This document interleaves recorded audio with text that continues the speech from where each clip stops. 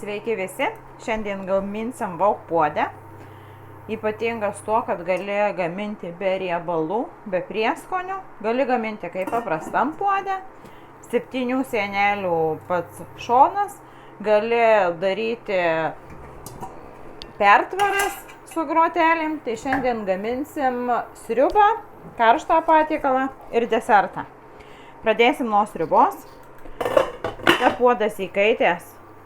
Tiesiog įmetam keletą lašelių vandens, vanduo bėgioja. Sriubai naudosim sviestą, ant kurio pakepinsi svogūnus ir česnaką.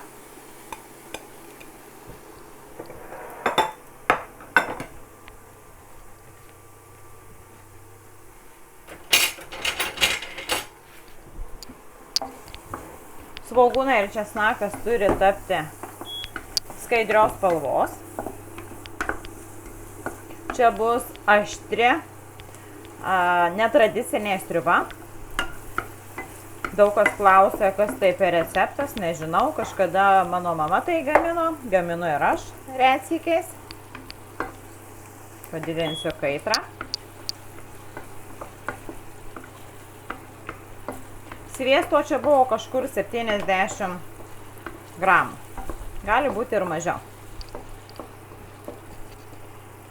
Į sviestą ir svogūnus ir česnakus pilu prieskonius. Tai bus druska, juodieji pipirai, čili paprika, aitrioji paprika, saldžioji paprika ir rūkyta saldžioji paprika. Taip pat kartu pakepinam.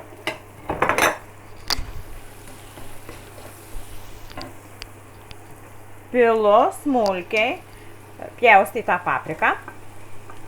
Taip pat kepinu.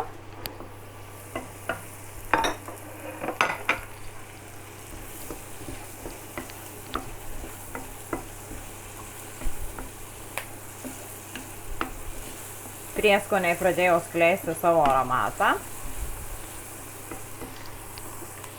Dar pilu graikiškus riešutus. Jų čia kažkur buvo 150, tai aš manau, kad kokį 100 aš pilsiu. Gal dar truputėlį. Jie tiesiog truputėlį nuplauti, susmulkinti. Mano sriubai reikės pusės stiklinės ryžių ir 2 stiklinių vandens.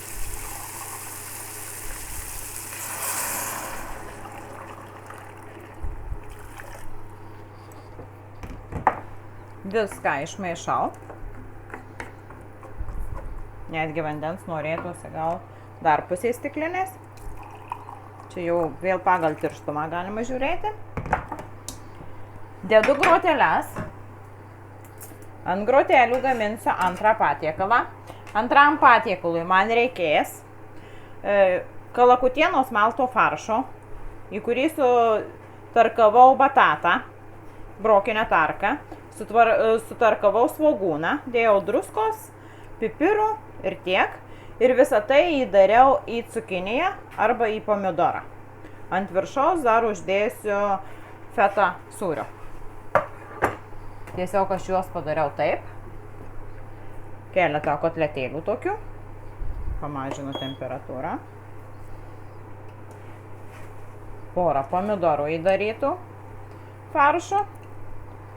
Keletas cukinijų žiedų.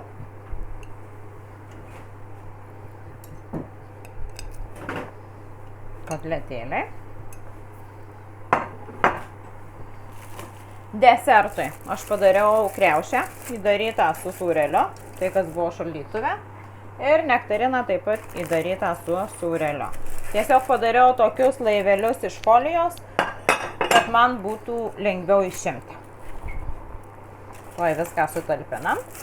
Ir visą tai gaminsis kokią 25-30 minučių.